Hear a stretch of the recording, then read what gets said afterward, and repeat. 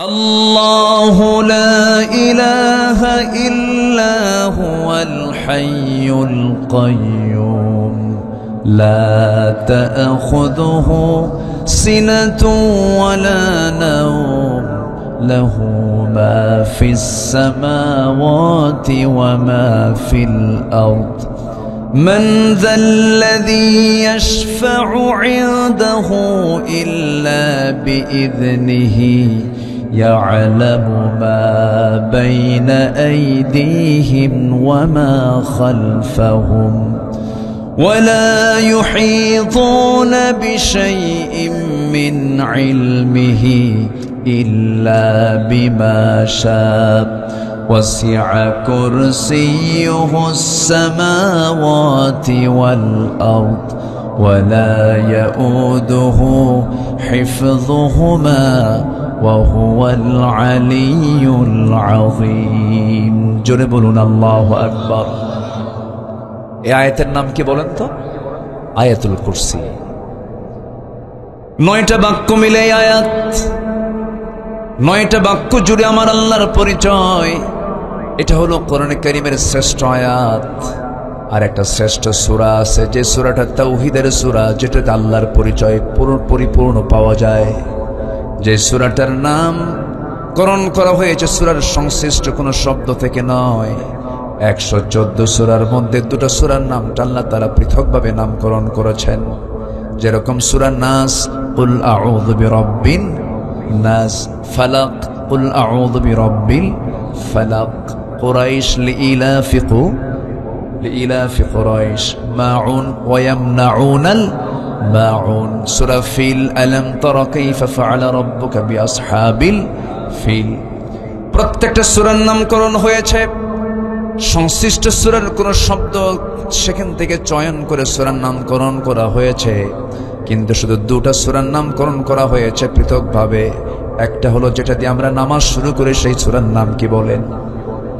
সূরাতুল ফাতিহা। ফাতিহা শব্দ সূরার ভিতরে নাই। আবার অনেকে সূরা ফাতিহা পারে না, কিন্তু আলহামদু পারে, আছে না? নাই। আবার এটাকে সূরাতুশ শিফাও বলা হয়। আরেকটা সূরা হলো যে সূরাটা শ্রেষ্ঠ সূরা, তাওহীদের সূরা, আল্লাহকে চেনার জন্য সবচেয়ে কমন, সবচেয়ে সংক্ষিপ্ত মুখতাসার একটা সূরা। যারা পারেন ঠোঁট মিলিয়ে বলুন যে সূরাটা পড়লে পরে 3 বার পড়লে পরে গোটা কোরআন খতমের সমান আল্লাহ পাক তার আমলনামায় দিয়ে দেন। সবাই বলুন কুল হুয়াল্লাহু আহাদুল্লাহুস সামাদ লাম ইয়ালিদ ওয়া লাম ইউলাদ ওয়া লাম ইয়াকুল লাহু কুফুয়ান আহাদ। এই সূরার নাম কি? সূরাতুল ইখলাস। যদি কোনো বান্দা এই সূরাটা নিয়মিত পড়তে পারে, 3 বার করে পড়বে, গোটা কোরআন খতমের সওয়াব হয়ে যাবে। এত বরকত, এত দাম, এত সম্মান এই সূরার কেন দেওয়া হলো? কারণ এই সূরার টোটাল অংশ জুড়ে কার পরিচয়? আসতে বলবেন না, কার পরিচয়? এই দুনিয়াতে কারো প্রশংসা করলে সে মানুষটা বেজার হয় না খুশি হয়? খুশি হয়। মানুষের প্রশংসা করলে পরে যেমন খুশি হয়ে যায়, আমার আল্লাহ তাআলার প্রশংসা যদি কোনো বান্দা করে, আমার আল্লাহ ব্যাপক খুশি হয়ে যান। যখন বান্দা নামাজে দাঁড়ায় যখন বলে আলহামদুলিল্লাহি রাব্বিল আলামিন, আল্লাহর সঙ্গে সঙ্গে দেরি না করে সঙ্গে সঙ্গে জবাব দিয়ে দেন হামিদানি আবদি। আর রহমানির রহিম যখন বলে, আল্লাহ বলেন আসনা আলাইয়া আবদি। যখন বান্দা বলে মালিক ইয়াউমিদ্দিন, আল্লাহ বলেন মাজ্জাদানি আবদি।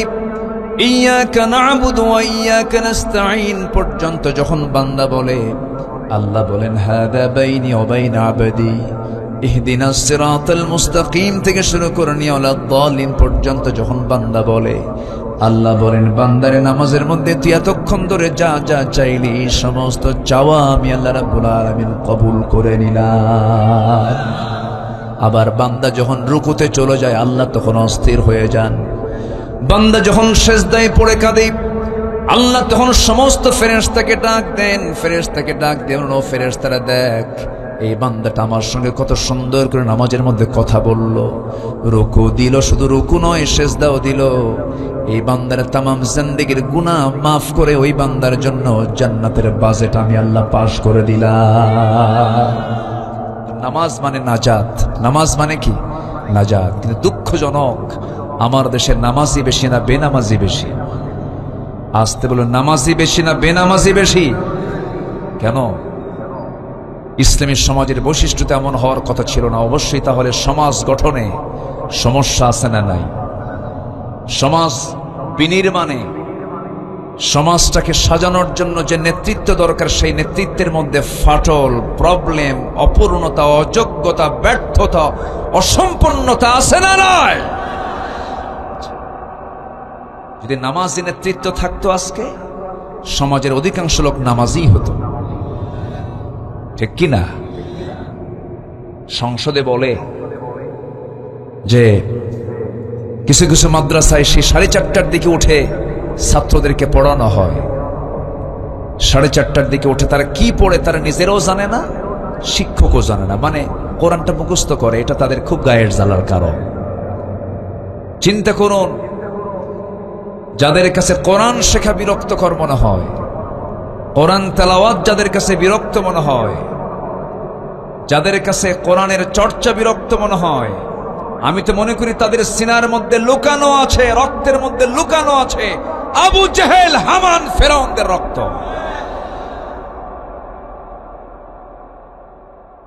আজকে সমাজের বেশি অধিকাংশ মানুষ যদি কোরআন শিখত, কোরআন যে সিনায় থাকে সে কখনো বেনামাজি হয় না, ঠিক কি না? শিক্ষার হার বেড়েছে না কমেছে?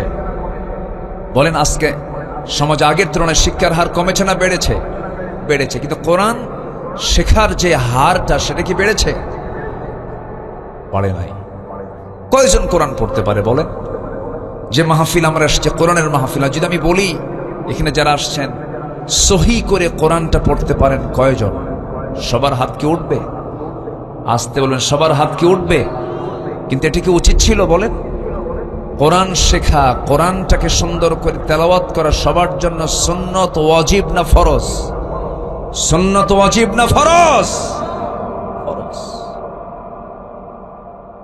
অথচ সেই ফরজের জ্ঞান আমাদের এখনো অর্জন করা হলো না জাতীয়ভাবে। সম্মানিত ভাইয়েরা, যার ছাড়া নামাজও হয় না, যার ছাড়া কি হয় না? নামাজও হয় না। অনেক কথা আছে, আস্তে আস্তে করে বলবো। আমাকে সময় দিচ্ছেন তো নাকি? কারো কোনো আপত্তি নেই তো? জোরে বলি ইনশাআল্লাহ। আমি কোরআন থেকে কথা বলবো, কার গায়ে লাগলো আর কার গায়ে না লাগলো এটা আমি দেখলে কি আমি কোরআন থেকে কথা বলতে পারবো? আসতে বলে না, পারবো? পারবো না। সুদ খাওয়া কি?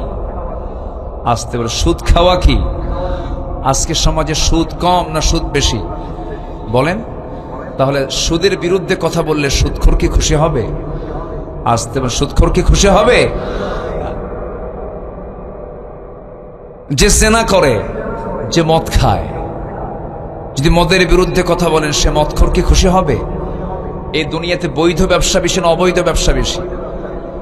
ক্যাসিনো, মদ, জুয়া, তারপরে পতিতাবৃত্তি, তারপরে গেমস, ফ্রি ফায়ার, পাবজি, যাই হোক, এই গোটা এই অবৈধ কারবার গোটা পৃথিবীতে বাৎসরিক এর বিজনেস হলো $2685 বিলিয়ন। যেরকম নাউজুবিল্লাহ, $2685 বিলিয়ন শুধু এই পতিতাবৃত্তি, তারপরে মদ, জুয়া, ক্যাসিনো, গেমস, সাথে অবৈধ এই যে অস্ত্রের যে মহড়া গোটা পৃথিবীতে চলছে। তো যারা এগুলোর সঙ্গে জড়িত আছে তারা কি কখনো চাবে জমিনে কোরআনের কোনো বিধান চালু হোক? আসতে বলবেন চালু হোক। চাবে তারা? চাবে? চাবে। আমার বন্ধুগণ,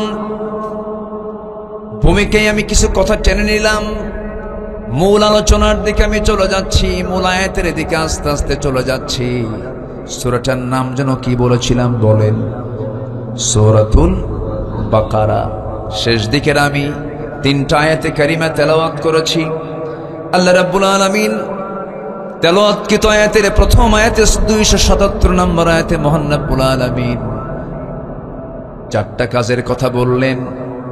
আল্লাহ বলছেন, চারটা কাজ যদি তুমি আমার কাছে করে আসতে পারো, আমি তোমার জন্য দুইটা রোগ তোমার জন্য চিরতরে তোমার জীবন থেকে মাইনাস করে দেব। দুইটা রোগ থেকে তুমি বেঁচে যাবে।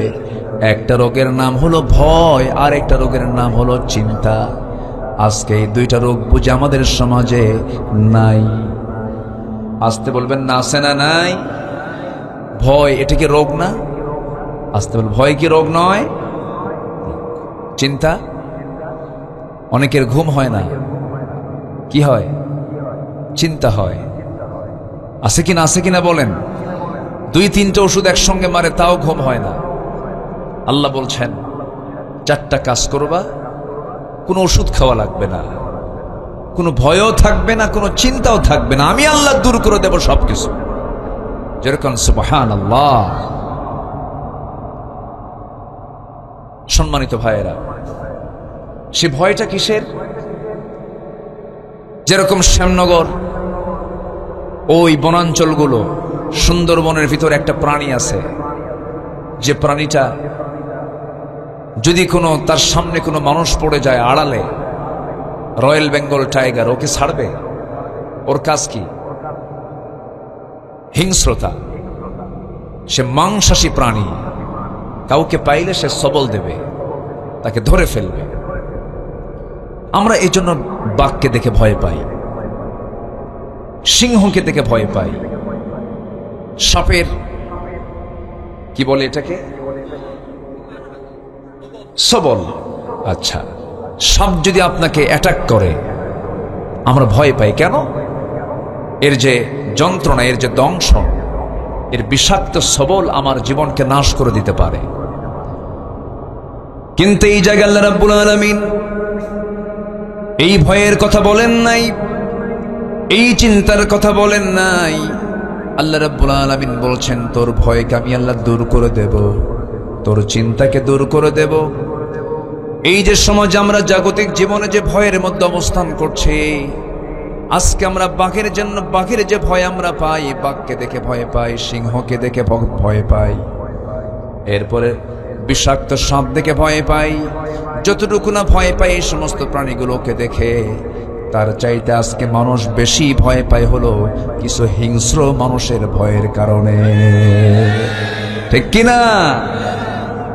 মানুষ কিন্তু ওই সমস্ত হিংস্র প্রাণীর চেয়ে আরো কি হিংস্র হয়ে গেছে।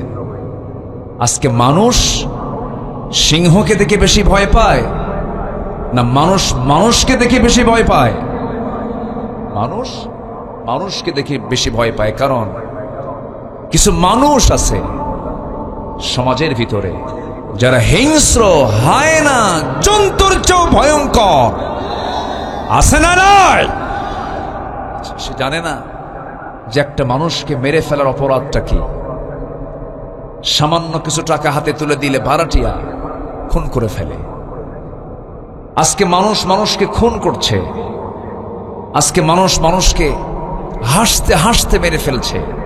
ওটা দুনিয়াতেই আজ এই চিত্র আমরা অবলোকন করছি।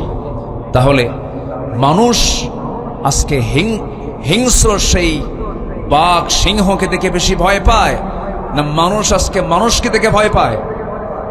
মানুষকে দেখে ভয় পায়। তাহলে এই ত্রাস, এই ভয় মানুষের মধ্যে যে আজকে বিরাজ করছে, আল্লাহ বলছেন চারটা কাজ যদি সমাজে চালু হয়ে যায়, এগুলো সমস্ত ভয়ে, সমস্ত ত্রাস সমাজ থেকে দূর করে দিবেন তিনি আমার কে। আসতে বলবেন না, তিনি আমার কে? লাফাতাহনা আলাইহিম বারাকাতিম মিনাস সামাই ওয়াল আরদ। আমার বন্ধুগণ, সেই চারটা কাজগুলো কি কি? একটা একটা করে একটু সময় লাগবে, মনোযোগ দিয়ে আমরা সবাই শুনবো। এই যে আমরা ওয়াজ মাহফিল আসছি, ওয়াজ শোনা আগে না ধৈর্য আগে? বলেন বলেন বলেন বলেন বলেন। ধৈর্য আগে। কেউ দয়া করে উঠবেন না। আপনাকে দেখে, আপনি যদি উঠে যান, আপনাকে দেখে আরেকজন উঠবে। আমার এই কথাগুলো বলা লাগতো না, বেশি রাতে তো টাইম সিলেকশনটা হয়নি। ওয়াজ শোনার মূল সময় কিন্তু এটা নয়। ওয়াজের মূল সময় হচ্ছে 9টা থেকে সর্বোচ্চ 11টা, এর মধ্যে মাহফিল শেষ হলে ভালো হয়। যেহেতু উঠতে একটু দেরি হয়েছে, সঙ্গত কারণেই একটু আমাকে সময় দেবেন। আমি খুব অল্প সময়ে এই আয়াতের হকটা আমি আদায় করার চেষ্টা করছি। জোরে বলি ইনশাআল্লাহ। কয়টা কাজ বলেন তো? 4টা কাজ। একটু কান লাগাবেন, মনোযোগ দিয়ে শুনবেন, অথবা আপনি যদি নাও বুঝেন আপনি চুপ করে বসে থাকবেন, অন্যজন আপনার কারণে সে বুঝে একটা পরিবেশ পাবে, আপনার জন্য আপনিও সওয়াব পাবেন। একটু বসেন। আল্লাহ রাব্বুল আলামিন সেই 4টা কাজের কথা বলেছেন। যারা পারেন আমার সঙ্গে ঠোঁট মিলিয়ে বলুন, ইন্নাল্লাযীনা আমানু ওয়া আমিলুস সালিহাতি ওয়া আকামুস সালাহ ওয়া আতাফুস যাকাহ লাহুম আজরুহুম ইনদা রাব্বিহিম ওয়া লা খাউফুন আলাইহিম ওয়ালা হুম ইয়াহজানুন। জোরে বলুন আল্লাহু আকবার। আল্লাহ রাব্বুল আলামিন বলেন, ইন্না, নিশ্চয়, আল্লাযীনা, যারা, নিঃসন্দেহে যারা, আমানু, 1 নম্বর হলো যারা ঈমান আনবে। 1 নম্বর কাজ হলো ঈমান আনা। এখানে বেঈমান কেউ আছে নাকি? আসতে কয়, এখানে বেঈমান কেউ আছে? কেউ কি বলে যে ভাই আমি বেঈমান? কেউ বলে? ঈমান না থাকুক, কিন্তু কি কয় আমার ঈমান আছে। এক বেঈমান ও আরেকজনকে বেঈমান কয়, আছে না নাই বলেন? আছে। নিঃসন্দেহে যারা ঈমান আনবি, এখানে যারা বসে আছেন অবশ্যই সবার মনে মনে একটা আশা যে আমি ঈমানদার, কিন্তু আমি ঈমানদার কিনা এটাকে যাচাই করার জন্য কোন কিতাব দরকার বলেন? আসতে বলবেন না, কোন কিতাব দরকার? কোরআনটা দরকার। আসেন, আমার ঈমান আছে কি নাই এইটা কোরআন থেকে জেনে নেই। যদি আমরা কোথাও ধোঁয়া উঠতে দেখি, আমরা বুঝবো ধোঁয়ার নিচে কি আছে বলেন? আগুন আছে। ধোঁয়া প্রমাণ করে দেয় এর নিচে কি আছে? আগুন আছে। দিনের বেলা সূর্য দেখলাম, সূর্য যখন উদয় হলো তখন বুঝতে পারছি সারাটা দিন আমরা আলোকিত থাকব। যখন সন্ধ্যা হয়ে যায় তখন বুঝবো এই যে রাত চলে আসলো। কোন একটা ঘরের মধ্যে ঢুকবো, আমি ঘরের মধ্যে ঢুকে যদি আমি এখানে গোবর, এখানে গোবর, এখানে গোবরও যদি দেখতে পাই, এটা কি বলবো আমার মানুষের ঘর না গরুর ঘর? গরুর ঘর। ঠিক তেমনি আমি যে ঈমানদার, আমি জানলার পছন্দের ঈমানদার, এটাকে প্রমাণ করার জন্য আমার মধ্যে কোন কোন সিমটম গুলো থাকা দরকার, সেই সিমটম গুলো যদি থাকে আমি ঈমানদার।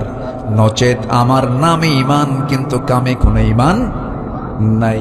একটু আসেন আমরা মনোযোগ দিয়ে শুনি, একটু কান লাগাই। বাবার নাম আব্দুল করিম, আমার নাম আব্দুর রহিম, দাদার নাম শহীদুল ইসলাম, বাবার নাম শরীফুল ইসলাম, আমার নাম রফিকুল ইসলাম। তিনি ইসলাম তো আছে, আমি তো মুসলমান, আমি তো জান্নাতে যাবই না। বংশগত পরিচয় দিয়া নামের শুধু বড়াই করে মুসলিম পরিবারে জন্ম নিয়ে জান্নাত কখনো লাভ করা যাবে না। এমনকি আমার দেশে কিছু কিছু লোকের নামই আছে ঈমান আলী। কি নাম বলেন? ঈমান আলী, কিন্তু নামাজ নাই। আছে না নাই? নাম হলো রমজান আলী, দুপুর বেলা ভাত খায় রমজান মাসে। নাম কি? রমজান আলী। নাম হলো হিম্মত আলী, সাইকেলের চাকা বাসলি শীত হয়ে পড়ে। নাম কি রাখছে? হিম্মত আলী। নাম হলো খোকা মিয়া, বয়স 84 বছর। বয়স কত? নাম হলো বাদশা মিয়া, ভিক্ষা করে। নাম কি রাখছে? বাদশা মিয়া। নাম হলো আতর আলী, গোটা গায়ে গাজার গন্ধ। নাম কি? আতর আলী। নাম দিয়ে তো কাজ হবে না, বংশ দিয়েও কাজ হবে না। নাম দিয়ে আমি জান্নাত পাবো না, বংশ দিয়েও আমি জান্নাত পাবো না। জান্নাত পেতে হলে নাম বংশ দরকার না, ঈমান দরকার। বলেন, ঈমান দরকার, ঈমানের গুণগুলো দরকার। যদি বংশ দিয়ে জান্নাত পাওয়া যেত, আমার নবীর বংশ আর আবুল আহাবের বংশ 2 না 1? এক বংশ। বংশ দিয়ে যদি জান্নাত পাওয়া যেত, আবুল আহাব জান্নাত পেয়ে যেত, বংশ দিয়ে যদি জান্নাত পাওয়া যেত, আবু তালেবও জান্নাত পেয়ে যেত। আমার নবীজির জন্য, আবু তালেবের জন্য আমার মাঝে মাঝে একটু আফসোস হয়, আবু তালেব কি না করেছেন। আমার নবীজির বাবার ইন্তেকাল হলো, মার ইন্তেকাল হলো, আবার 8 বছর বয়সের দাদা আব্দুল মুত্তালিবের ইন্তেকাল হলো। ওই 8 বছর থেকে শুরু করে নিয়া আমার নবীজির নবুয়তের জিন্দেগি পর্যন্ত এই আবু তালেব নবীর পাশে থেকে যে ভূমিকা পালন করেছেন, নবীকে যে মোহাব্বত প্রদর্শন করেছেন, যে পরিমাণ ত্যাগ স্বীকার করেছেন, জেল পর্যন্ত খেটেছেন, সেই আবু তালেবে এত কষ্ট করার পর আবু তালেব জান্নাতি না জাহান্নামী? কি নাই? আসতে বলে, জোরে একটু জোরে বলেন ভাই, কি নাই? ইমান নেই। আমার বন্ধুগণ, বাবার পরিচয় দিয়েও জান্নাত পাওয়া যাবে না, নবীর বাপ হয়েও লাভ নাই,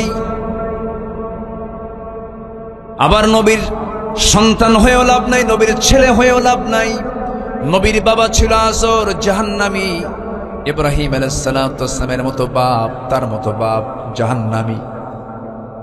আবার নূহ আলাইহিস সালাম বড় একজন পয়গম্বর ছিলেন, ইন্নী দাউতু কওমি লাইলা ওয়া নাহারা, দিনে রাতে তিনি কালিমার দাওয়াত দিয়েছেন। কিন্তু 900 বছর দাওয়াত দেওয়ার পরও তার বউ এবং তার সন্তানও কালিমা পড়ে নাই। কেনানটা জাহান্নামী, তার সন্তান জাহান্নামী, তার বউটা জাহান্নামী। কারণ কি নাই? আসতে বলবেন না, কি নাই? ঈমান নাই। তাহলে বোঝা গেল বাবার পরিচয় দিয়ে জান্নাত পাওয়া যাবে না, বংশের পরিচয় দিয়ে জান্নাত পাওয়া যাবে না, চেহারা দিয়ে জান্নাত পাওয়া যাবে না, নেতার পরিচয় দিয়ে জান্নাত পাওয়া যাবে না, অর্থবিত্ত দিয়ে জান্নাত পাওয়া যাবে না। জান্নাত পাওয়ার জন্য 1 নম্বর শর্ত হলো ঈমান, ঈমান, ঈমান। ঠিক কি না?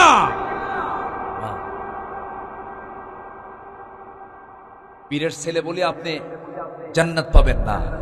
অনেকদিন আগে এক মাহফিলে আমি পার্টিসিপেট করলাম, অংশগ্রহণ করলাম। সেখানে আরেকজন মেহমান, বয়স্ক মানুষ, তো আমি ওনাকে দেখে সালাম দিলাম। উনিও অতিথি, সালাম দিলাম। অনেকে আছে সালাম দিলে উত্তর খুঁজে পাওয়া যায় না, আছে না? কিছু কিছু আছে না? আচ্ছা, সালাম দিবেন, আসসালামু আলাইকুম, আওয়াজ নাই। এটা মানুষের কিছু বদ স্বভাব। এটা সালাম, এটা হচ্ছে সবচেয়ে শ্রেষ্ঠ দোয়া। সালামের যে জবাব সঠিকভাবে দেয় না, এটা সেই ইসলামের বড় একটা হুকুম থেকে সে নিজেকে বঞ্চিত রাখে। সালাম দিলাম, উত্তর তেমন নাই। তো আমি তাকে আবার কাছে টান দিয়ে বললাম, মুরব্বী আপনার পরিচয়? উনি খেপে গেলেন আমার উপরে। খেপে গিয়ে বলতেছে, আমি অমুক পীর জাদা। কি জাদা বলেন তো? পীর জাদা। খুব জোর গলায় বললেন। তা আমি শুনলাম, আমি আর কিছু বললাম না। তা আমাকে আবার উল্টা প্রশ্ন করেন, আপনার পরিচয়? বললাম, আমি তো নবী জাদা। কি জাদা? নবী জাদা। আমি পীরকে মহব্বত করি। আবার ভুল বুঝবেন না, আমি পীরকে মহব্বত করি যদি সঠিক পীর হয়, যদি শাহজালাল ইয়ামিনের মতো হয়, শাহ পরানের মতো হয়, আপনাদের বুকে আছেন খান জাহান আলীর মতো হয়, মাইনুদ্দিন চিশতি রহমতুল্লাহের মতো হয়, রাজা পৃথ্বীরাজের বিরুদ্ধে যারা মোকাবেলা করেছেন, এরকম হক যদি হয় কোনো আপত্তি নাই। কিন্তু গাঁজা খাওয়া দরবার, পিটাইয়া সোজা করা দরকার। ঠিক কিনা? আছে না নাই? গাঁজা খায়, গাঁজা নাকি বেহেশতের গাছ। যেরকম নাউজুবিল্লাহ, কত যে ভণ্ডামি আমার দেশে আছে। আল্লাহ তুমি এই সমস্ত ভণ্ডামি থেকে জাতিকে হেফাজত করো। জোরে বলি আল্লাহুম্মা আমিন। ভাইরে, একটু মনোযোগ দিয়ে কথাগুলো শুনুন, খুব গুরুত্বপূর্ণ কথা। ওয়াজ তো আমার না, ওয়াজ মূলত কার? ওয়াজ কি আমার? ওয়াজ কি কোনো মোল্লা? ওয়াজ মূলত কার? আল্লাহ। তো আমি যখন কইছি নবী জাদা, ওনার মনটা খুব খারাপ হয়ে গেল। আপনি এরকম করে বললেন কেন? হ্যাঁ, আপনি যদি পীরের ছেলে, যদি পীর জাদা হন, আমি নবীর ছেলে, আমি নবী জাদা।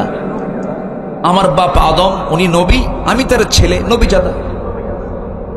তাহলে ডিগ্রি কি তার বেশি হলো না আমার বেশি হলো? লাভ কি? নবীর ছেলে হয়ে লাভটা কি বলেন? নবীর বাপ হয়ে লাভ কি? আর নবীর ছেলে হয়ে লাভ কি? লাভ হবে কি দিয়া? জোরে বলেন, আরো জোরে বলেন, ইমান দিয়ে। এখন প্রশ্ন হলো, আমার যে ইমান আছে আমি বুঝবো কেমনে? আমার যে ইমান আছে আমি বুঝবো কেমনে? এটা কি জানার দরকার আছে? শুনবেন, আমাকে সময় দিচ্ছেন? জোরে বলি ইনশাআল্লাহ। প্রচন্ড ধৈর্য আপনাদের মধ্যে আমি ফিল করছি, আলহামদুলিল্লাহ। এত রাতে 12:15 বাজে, কিন্তু কোনো লোকের কোনো নড়াচড়া নেই। এটা প্রমাণ হয় কদমতলা এই এলাকার মানুষের ভিতরে ইসলামের চেতনা অত্যন্ত মজবুত, অত্যন্ত মজবুত, অত্যন্ত মজবুত। বলি আলহামদুলিল্লাহ। আমার ইমান যে আছে আমি বুঝবো কেমনে? এটার ওজন করার জন্য কোন কিতাবটা আছে বলেন তো? কোরআনটা। আসুন কোরআনের আয়নায় আমরা দেখে নেই আমাদের চেহারা, ইমানের চেহারাটা কেমন। কিসের আয়নায়? এই আয়নায় আমরা দেখে নেই যে আমাদের ইমানের চেহারাটা কেমন। আমাদের ইমানটার চেহারা কি ঠিক আছে না নষ্ট হয়ে গেছে? একটু আমরা শিখে নেই, বুঝে নেই। সম্মানিত ভাইরা, আমাদের সমাজে কি হিংসা আছে? না না না, আছে, হিংসা আছে। হিংসা কি ইমানদারের গুণ? এটা কি ইমানের গুণ না ইমানের রোগ? বলেন, ইমানের গুণ না ইমানের রোগ? রোগ। হিংসা আছে যার, আমল নষ্ট হবে তার। ইমানের রোগ, হিংসা একটা রোগ। একজনের একটু উন্নতি হয়, একটু বড় হতে থাকে, আরেকজনের ঘুম হয় না। এরকম লোক তো সাতক্ষীরায় নাই, আছে। একটু জমাজমি কেনে, একটু পরিশ্রম করে, চাষি মানুষ, বছর হতে 1 বিঘা জমি কিনলো। জমি কি এমনি কিনছে? হিংসায় ওর ঘুম হয় না, আছে না নাই? আচ্ছা, মেয়েকে একটু ভালো জায়গায় বিয়ে দিছে, একটু ভালো ভালো ঘরে বিয়ে হয়েছে, প্রতিবেশীর ঘুম হয় না, খুব হিংসা করে। একজন একটু পড়াশোনা করেছে, একটা রিক্সাওয়ালার ছেলে মাস্টার্স ডিগ্রি পাশ করেছে, ভালো একটা চাকরি বাকরি পাইছে, প্রতিবেশীর ঘুম হয় না, হিংসা করে। আছে কি না? এটা মনে হয় নাই এলাকায়, আছে না? আছে। এটা কিসের রোগ বলেন তো? বলেন কিসের রোগ? বলেন তো কিসের রোগ? ইমানের রোগ। এক বেচারি বিয়ে করবে, আগের যুগে তো বিয়ে করতো ঘোড়া নিয়া, তো বিয়ে করবে গ্রামের এক মুরব্বীর ঘোড়া আছে, তার কাছে গিয়ে বলছে, চাচা আমার অমুক দিন বিয়া, তো আপনার ঘোড়াটা যদি আপনি দিতেন তাহলে আমি বিয়েটা করতে পারতাম। আমি আপনার ঘোড়াটা আমার বিয়ের দিনের জন্য একটু চাচ্ছি। তো চাচা রাগ করে কইছে, আমি তোরে ঘোড়া দেব না, যা। বেচারি চলে আসছে বাড়িতে, সবে কদর রাত্রে গিয়ে আল্লাহর কাছে দোয়া করে, আল্লাহ আজকের এই রাত্রে তোমার কাছে আমার একটাই দোয়া, সেই দোয়াটা হলো বুড়ার যেন ঘোড়া মরে। বুড়ার যেন কি মরে? ঘোড়া মরে। এই দোয়া করে চলে আসছে বাড়িতে, এসে দেখে মার চোখে পানি, মা কান্দে। মা তুমি কান্দো কেন? বাবা তোর গরু মরছে। তোর কি মরছে? গরু মরছে। তাহলে দোয়ার কারণে কি মালাকুল মউত আসে নাই? আসছে, কিন্তু মালাকুল মউত আসছে কি ঘোড়ার কাছে না গরুর কাছে? কার গরুর কাছে? যে দোয়া করছে। হিংসুক অন্যের ক্ষতি করতে পারে না, নিজে হিংসার যন্ত্রণায় পচে গলে চলে পড়ে সারখার হয়ে যায়, ঠিক কিনা? হিংসুকের হিংসা থেকে আল্লাহ তাআলা আমাদেরকে বাঁচান। এটার একটা আরবি আয়াত আছে, ওমিন শাররি হাসিদিন, বলেন ওমিন শাররি হাসিদিন ইদা হাসাদ। আমরা যে দোয়াগুলো পড়ি, সূরাগুলো পড়ি, একটু অর্থ বোঝা দরকার। তো দেখেন আল্লাহ তাআলা বলছেন, বান্দা হিংসুকের হিংসা থেকে বাঁচার জন্য কার কাছে চাও? আল্লাহর কাছে চাও। এমনকি ভাই ভাইও হিংসা করে, নেতা নেতা হিংসা করে, দলীয় পদ নেমানামানি, কুত্তা গ্রুপ, শিয়াল গ্রুপ, আসতে কোন কেন? আসে না নয়? এই যে হিংসাগুলো, হিংসা যে সমাজে বিরাজ করবে, সেই সমাজ ঈমান কখনো মজবুত হবে না। হিংসা থেকে আমরা বাঁচার চেষ্টা করব, নফসকে আমরা পরিশুদ্ধ রাখার চেষ্টা করব, নফসকে সমস্ত হারাম কাজ থেকে নিজেকে দূরে রাখার চেষ্টা করব। আল্লাহ রাব্বুল আলামিন বলছেন, ঈমানদারের কিছু গুণ আছে, যে ঈমানদারের মধ্যে 7টা গুণ থাকবে, যে ব্যক্তির মধ্যে 7টা গুণ থাকবে, আল্লাহ বলছেন আমি ওই ঈমানদারকে নিজ হাতে জান্নাতুল ফিরদাউসের চাবি তার হাতে তুলে দেব। কয়টা গুণ বলেন তো? 7টা গুণ। শুনবেন? আগ্রহ আছে তো? অনেকে মাহফিলে এসে বলে, হুজুর আপনি তো গরম হন না, একটু গরম গরম কথা বলবেন, একটু স্লোগান মারবো, এরকম আসলে দেন ঠিক দেখেন না, একটু গরম গরম কথা বলবেন, একটু স্লোগান হবে মাঝে মাঝে, হ্যাঁ এরকম অনেকে বলেন। ভাইরে, রাসূল দাওয়াত দিয়েছেন মক্কায় কত বছর বলেন তো? 13 বছর। মার খেয়েছেন না মার দিয়েছেন? আসতে কয়, মার খাইছেন না মার দিছেন? মার খাইছেন। আমার নবীজি মক্কায় যতদিন ছিলেন, কাবার ভিতরে একটা না 360টা মূর্তি ছিল। 360টা মূর্তি ছিল। আমার নবীজি একদিন মনে মনে ভাবলেন যে আমি একটু এর মধ্যে ঢুকবো, কিন্তু চাবিটা হলো আবু জেহেলের নিয়ন্ত্রণে। কার নিয়ন্ত্রণে? আবু জেহেল, শত্রু। তো কাবার চাবি যে ব্যক্তিটার হাতে, তার নাম হলো ওসমান বিন তালহা। এখনো এই ওসমান বিন তালহা পরিবারের কাছেই কাবার চাবিটা আছে। অনেক লম্বা কথা, যদি সময় দেন শোনাবো। এটা লাইন আমি শুরু করে আবার এই আয়াতের দিকে আসতেছে আস্তে আস্তে। তো আমার নবী আস্তে করে ওসমান বিন তালহার কাছে গিয়ে বলেন, ওসমান বিন তালহা, আমার খুব শখ, তুমি যদি আমাকে চাবিটা দিতে এটা ভিতরে ঢুকতাম। ওসমান বিন তালহা আবু জেহেলের লোক সেই সময় ছিলেন, পরবর্তীতে কালিমা পরে মুসলমান হয়ে গেছেন। যখন মক্কা বিজয় হয়েছিল সেই সময় তিনি কালিমা পরে মুসলমান হয়ে গেছেন। ওসমান বিন তালহার কাছে রাসূল যখন প্রস্তাব দিলেন, ও ওসমান, চাবিটা আমার হাতে দিয়ে দাও, আমার রাসূলকে সঙ্গে সঙ্গে একটা ধাক্কা মেরে দিল। নবীজি মুখ থুবড়ে পড়ে গেলেন। নবীজি মুখ থুবড়ে পড়ে যাওয়ার পর আস্তে আস্তে করে আবার দাঁড়ালেন, একটা মুস্কি হাসি মারলেন। আমার নবীজির সারা জীবনের আদর্শ ছিল, কোন ব্যক্তি যখন তাকে ব্যক্তিগত আক্রমণ করত, রাসূল হাসি মুখে উড়ায়া দিয়া তাকে মাফ করে দিতে। আমার নবীজি প্রতিশোধ নিতেন না, ক্ষমা করতেন। আমার রাসূল নিজে বলেছেন, যার ক্ষমতা আছে থাপ্পড় মারার, কিন্তু থাপ্পড় মারল না। যার ক্ষমতা আছে ও প্রতিশোধ নেবার, কিন্তু প্রতিশোধ নিল না, সে সবচাইতে বড় বীর। আল্লাহু আকবার। প্রতিশোধ নিলেন আপনি, এটার মজা আপনি কিছুক্ষণ পাবেন, কিন্তু প্রতিশোধ না নিয়ে আপনি ক্ষমা করে দিবেন, আজীবন আপনি এটার আনন্দ পাবেন না। লোকটাকে আমি মাফ করে দিয়েছি। যে বান্দাকে মাফ করবে আল্লাহ, ওই বান্দাকে আল্লাহ নিজে মাফ করে দিবেন। হিংসা করব না, প্রতিশোধ পরায়ণ হব না, মেজাজি হব না। ইমানদার কখনো মেজাজি হয় না।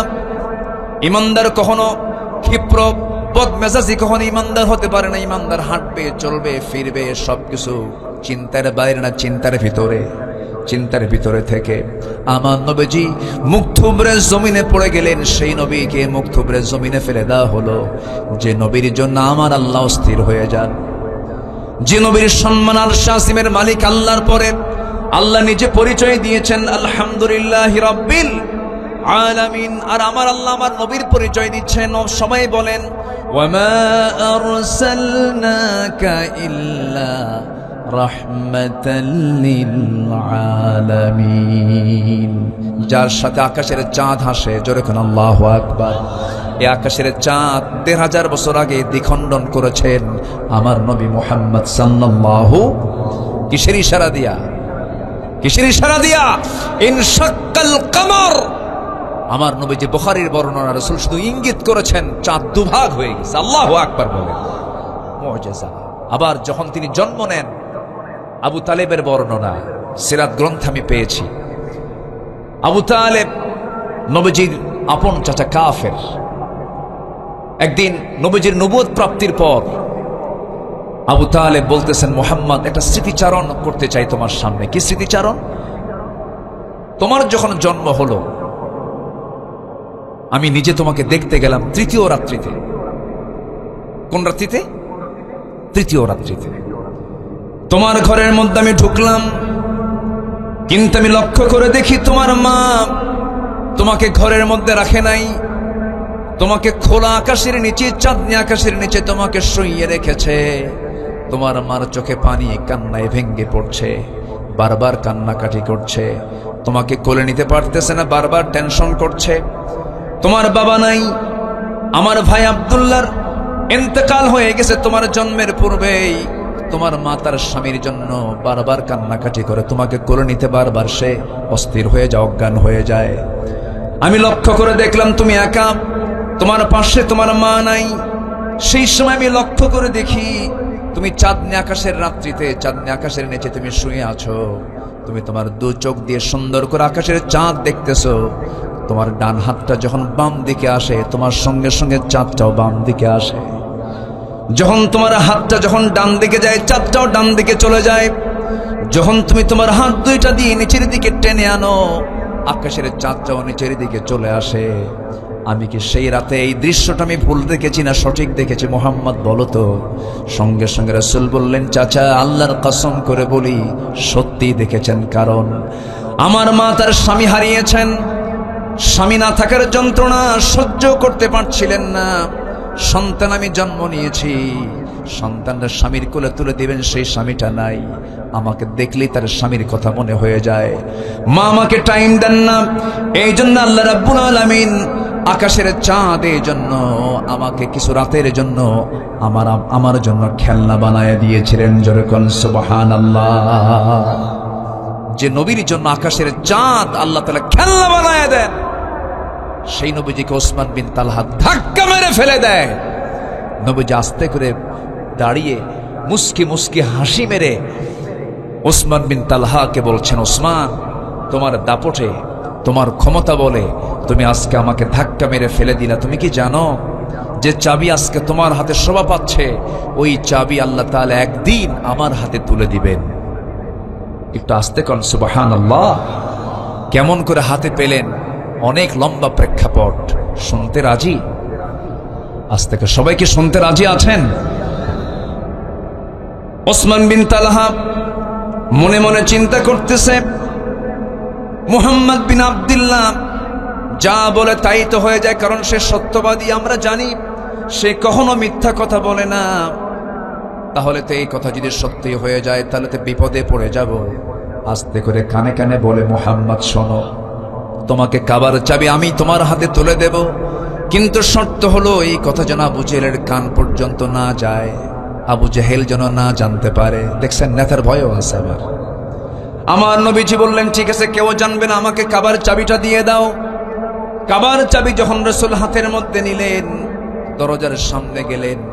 আমার নবীজি ওই কাবা ঘরের বাসিন্দা তিনি ছিলেন। যারা হজে গেছেন, আমি নিজের চোখে আল্লাহ তাআলা আমাকে দেখার তৌফিক দিয়েছেন, কাবা ঘরের ঠিক পূর্ব পাশের বাসিন্দা হচ্ছেন মুহাম্মদ সাল্লাল্লাহু আলাইহি ওয়াসাল্লাম। আমার নবীজির ঘর হলো কাবা শরীফের ঠিক পূর্ব ধারে। তার কিবলাও পশ্চিম, আমাদের কিবলাও পশ্চিম। পৃথিবীর সব মানুষের কিবলা কি পশ্চিম? কারো উত্তর, কারো দক্ষিণ, কারো পূর্ব। আর আমাদের কিবলা কি? পশ্চিম। আমার রাসূলের কিবলাও কি? পশ্চিম। মিল আছে না নাই? আছে। এবং আমার নবীজির বাহ্যিক সূরতের সাথে আমাদের সূরতের অনেকের মিল আছে। নবীজির চুল কিন্তু কালো ছিল, সাদা ছিল না। সাদা চুল ওয়ালা লোক পৃথিবীতে আছে না নাই? আছে না নাই? আমার নবীর চুলও ছিল কালো, আমার দেশের মানুষের চুলও কালো। আমার নবীজির চোখের ভিতরের যে মণিটা, এই মণি ছিল কালো। এই দেশের অধিকাংশ মানুষের চোখের মণি কি? কালো। আমার নবীজির গড়ন ছিল না লম্বা না খাটো, কিন্তু হাজারো মানুষের মাঝে যখন তিনি দাঁড়াতেন, সবার মাথার উপর আমার নবীর মাথা দেখা যেত। আচ্ছা, আমার নবীজি না লম্বা ছিলেন না খাটো ছিলেন। এই দেশের মানুষ লম্বা বেশি না খাটো বেশি? একরকম, একটা মিডিয়াম সাইজের। তাহলে আমার নবীজির চোখের সঙ্গে মিল আছে, আমার নবীজির চুলের সঙ্গে মিল আছে, আমার নবীজির গড়নের সঙ্গে মিল আছে, আমার নবীজির কিবলার সঙ্গে মিল আছে। আমার নবীজি না ফর্সা ছিলেন না কালো ছিলেন, বাদামি কালার ছিলেন, হলদেটে লালচে লালচে চেহারা ছিল, বাদামি কালার ছিল। এই দেশের মানুষ না ফর্সা না কালো। আমার নবীর সুরতটা এমনই ছিল, চামড়া এমন ছিল। চেহারা মিল আছে, চোখ মিল আছে, কিবলা মিল আছে, চরিত্র আস্তে এই জায়গায় ধরা না, এই জায়গায় ধরা খাইছি।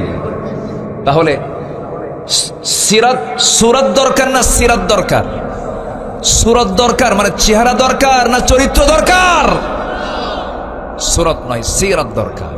আমার নবীজির সিরাত আমরা নেব। বেলালের সূরত ছিল না সিরাত ছিল? বেলাল চেহারা ছিল না গুণ ছিল? চেহারা দিয়ে কি করুন? আবুল আহাবের চেহারা ভালো ছিল।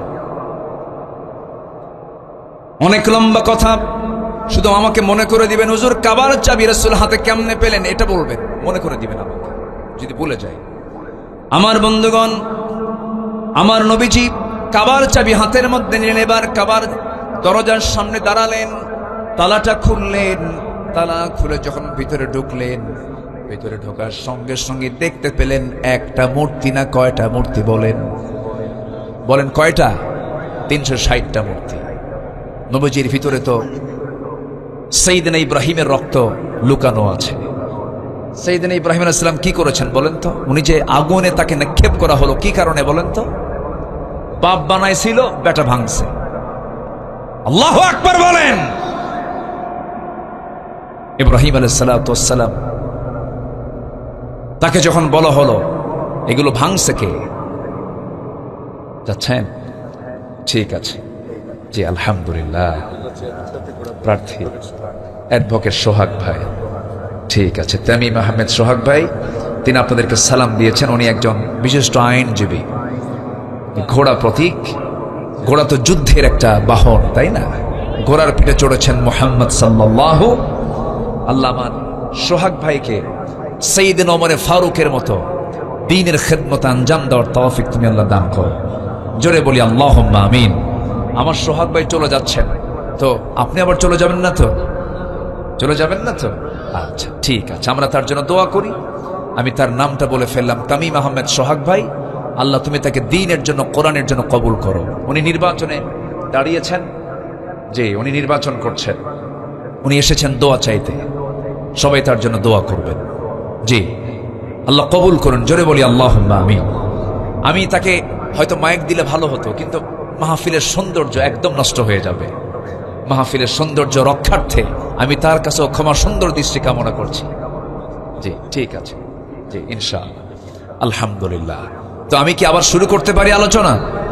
কোনো আপত্তি নাই তো? জোরে বলি ইনশাআল্লাহ। সম্মানিত ভাইয়েরা, এখন আমার দিকে তাকান একটু। সম্মানিত ভাইয়েরা, আমার নবীজি দেখতে পেলেন কয়টা মূর্তি বলেন তো? বলেন তো, মূর্তি দেখলে কি কার ঘরে ঢুকছে? কার ঘরে ঢুকাইছে? পৃথিবীর প্রথম ঘর, পৃথিবীর প্রথম ঘর কাবার ভিতরে আরবের পত্তলিকরা 360টা মূর্তি ঢুকায় রাখছে। আমার নবীজি এগুলো দেখলেন। রক্ত তো লুকানো আছে সাইয়েদনা ইব্রাহিমের। ভাবতেছেন ভেঙ্গে চুরমার করে দেব। ইব্রাহিম মূর্তি রেখেছিলেন না ভেঙ্গেছিলেন? আস্তে কর, রাখছিলেন না ভেঙ্গেছিলেন? ভাঙছিলেন। আবার উল্টা পাল্টা বুঝবেন না, হয়তো আগামীকালকে যেন এটা যেন হেড নিউজ না হয়, হুজুর আসছিল মূর্তি যা আছে সব ভেঙ্গে সোজা করতে কইছে। এটা যেন আবার উল্টা পাল্টা বুঝেন না। হিন্দু ভাইরা মূর্তি বানাবে, তারা তাদের মন্দিরে তাদের উপাসনা করবে, আমাদের এতে কোনো হেডেক, মাথা ব্যথা নাই। তাদের ধর্ম তাদের কাছে, আমাদের ধর্ম আমাদের কাছে। তাদের কোনো মূর্তিকে আমাদের গালি দেওয়ারও দরকার নাই। কিন্তু কথা হচ্ছে, ধর্ম যার যার, উৎসব সবার। এখানে ঘটনা কিছু পেঁয়াজ খেয়েছে। আসতে কাবেন না, জোরেগণ ঠিক কিনা? এই জাতীয় কথা মানুষ বললে পরে তার ইমান আছে না গেছে? ইমান আছে না গেছে? ধর্ম যার যার, উৎসব সবার যদি হয়। আমার দেশে কোনদিন কি দেখেছেন আমাদের ঈদগাহে, আমাদের জুমার নামাজে, ঈদের নামাজে অন্য ধর্মের কোন ভাইকে অংশগ্রহণ করেছেন? কিন্তু আমাদের কিছু মুসলমান ভাইরা দুর্গা পূজার যায়া অনুষ্ঠানে গিয়ে নারিকেল নাড়ু খায়, বিসমিল্লাহ কয়া। হায়া নাই, শরম নাই, আসে না? নাই, তারা আসে না। চাকরি যার যার, বেতন সবার। বউ যার যার, হক সবার। না, বউ যার যার হক তার তার, চাকরি যার যার হক তার তার, ধর্ম যার যার, উৎসব তার তার। কষ্ট পাচ্ছেন নাকি? ধর্মীয় বিষয়ে ফতোয়া দেবে সাধারণ মানুষ না আলেম ওলামা? আমার দেশে বেনামাজি, সুদখোর, জেনাকার, বদমাইশরাও ফতুয়া মারে। আছে না নাই? কষ্ট পাচ্ছেন নাকি? ঘড়ি আজকে এত ঘুরতেছে কেন বুঝলাম না। এত তাড়াতাড়ি টাইম চলে যাচ্ছে। আমার আলোচনা এত পড়ে আছে, সামনে আর বহু আলোচনা পড়ে আছে না। আমার আলোচনা চলো, জোরে বলি ইনশাআল্লাহ। হ্যাঁ মনে আছে, সমস্যা নাই। ইমানদারের গুণ কয়টা বলেন? বলেন কয়টা? একটাও কি কইছি আমি? বলেন, এগুলো একটা একটা করে বললে তো ফজর হয়ে যাবে। হোক, জোরে বলি ইনশাআল্লাহ।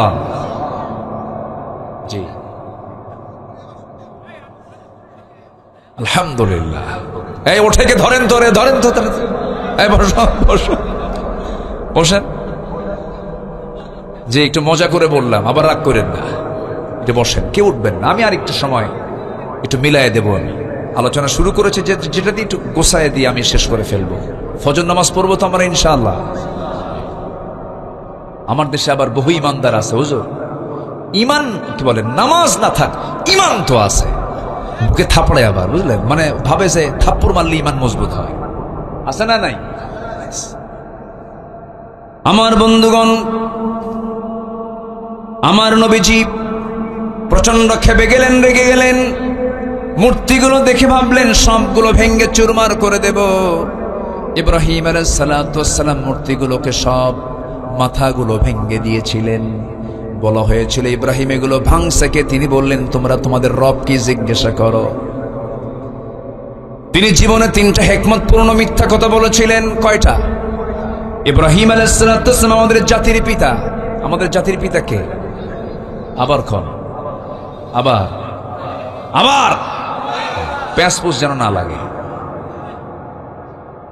ইব্রাহিম আলাইহিস সালাতু ওয়াস সালাম কি সুন্দর করে তিনি তার তাওহীদ চেতনাকে লালন করেছেন, কিন্তু তিনি তার জীবনে 3টা হিকমতপূর্ণ তিনি মিথ্যা কথা বলেছেন। তবে সেই মিথ্যাটা মিথ্যা নয়।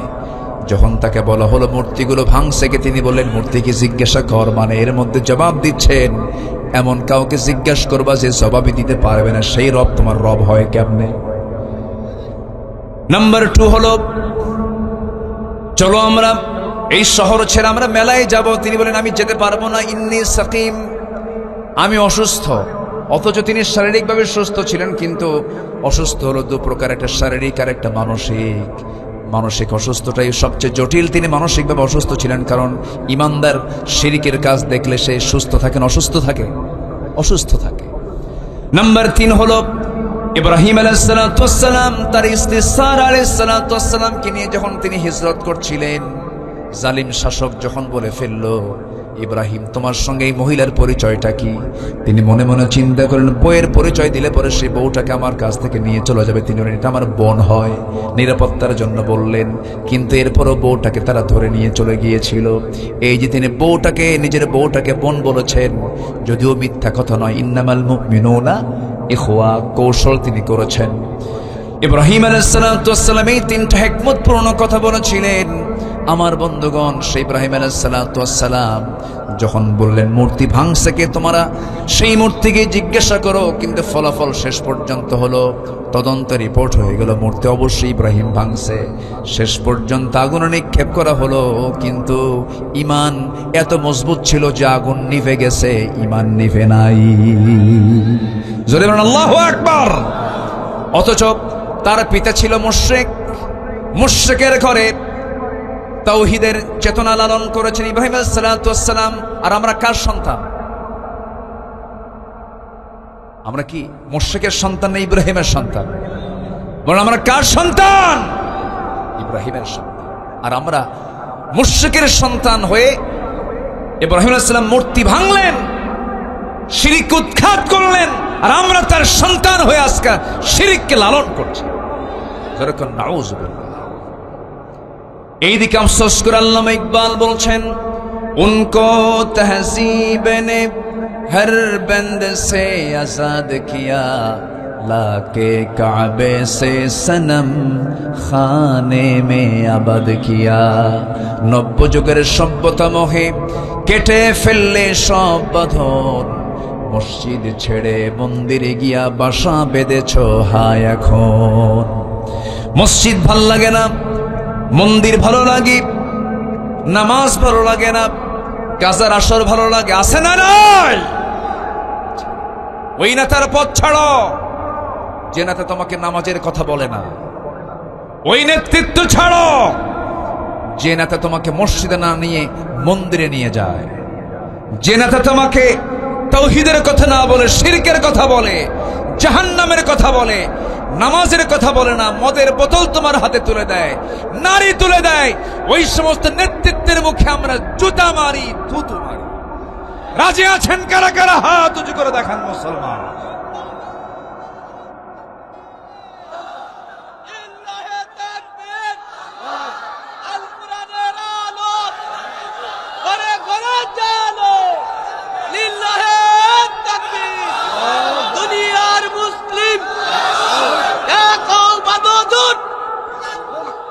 আল্লাহ কবুল করুন, জোরে বলি আমিন। জি, তাহলে আমার নবীজি মক্কায় ছিলেন 13 বছর। মার খেয়েছেন না মার দিয়েছেন? মক্কায় মার খাইছেন না মার দিয়েছেন? মার খেয়েছেন। মার খাইয়া শেষ পর্যন্ত টিকতে পারলেন না। ওই মক্কার ভিতরে 360টা মূর্তি রেখেই মক্কায় 13 বছর তিনি সময় কাটালেন।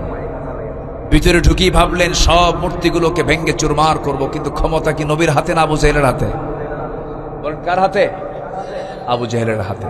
না, আমি মনে হয় শেষ করে দিলে ভালো হয় নাকি? বসেন। আপনি কই ছিলেন এতক্ষণ? ছিলেন নাকি? এই তো একটা এরকম তো অমর লোক দরকার, এরকম লোক দরকার আছে না নাই বলেন তো? আচ্ছা, বলি আলহামদুলিল্লাহ। তো আমার নবীজি কাবার দরজার কাছে আসলেন, ভাবলেন সব ভেঙ্গে চুরমার করব, কিন্তু ক্ষমতা তো নবীর হাতে নাই। আস্তে করে বের হয়ে আসলেন। 13 বছর ওই কাবার ভিতরে মূর্তি রেখে রাসূল সেজদা দিয়েছেন, সরাতে পারেননি। কারণ তার হাতে কি নাই? আজ তো কি নাই? বলেন কি নাই? রাষ্ট্র শক্তি না।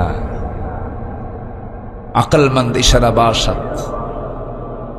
সচেতন ব্যক্তির জন্য কিন্তু ইঙ্গিতগুলোই যথেষ্ট। একটু বুঝে নেন, সময় আসবে। আসতে বলবেন না, সময় আসবে। জোরে বলি ইনশাআল্লাহ। আলেমদের রক্ত বৃথা যাবে না, আলেমদের রক্ত বৃথা যাবে না, শহীদের রক্ত বৃথা যাবে না। শহীদ তিতুর এই বাংলাদেশ, বখতিয়ার উদ্দিন খলজির এই বাংলাদেশ, এই বাংলাদেশ হচ্ছে আলেমের বাংলাদেশ, খানজাহানের বাংলাদেশ, শাহজালালের বাংলাদেশ। এই দেশে ইসলামের বিরুদ্ধে কোন ষড়যন্ত্র টিকবে না, টিকবে না। সেই দিন ইসলামকে বিজয়ী করার জন্য যদি বুকের তাজা রক্ত সাহাবীদের মতো দিতে হয়, সবাইকে রাজি আছেন? সবাইকে রাজি আছেন? দিনের জন্য যদি জীবন দিতে হয়, দিনের জন্যই দেব, বুকের তাজা প্রাণ ঢেলে দিতে রাজি আছেন কারা কারা? হাত উঁচু করে দেখান মুসলমান।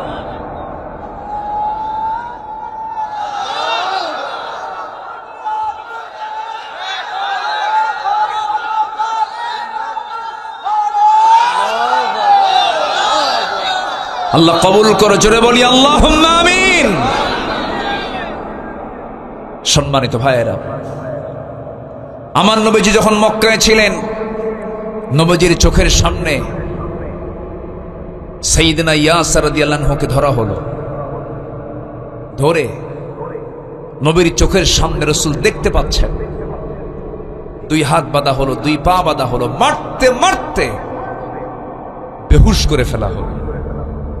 আমার নবীজি এই দৃশ্য অবলোকন করছিলেন, কিন্তু ক্ষমতা নাই।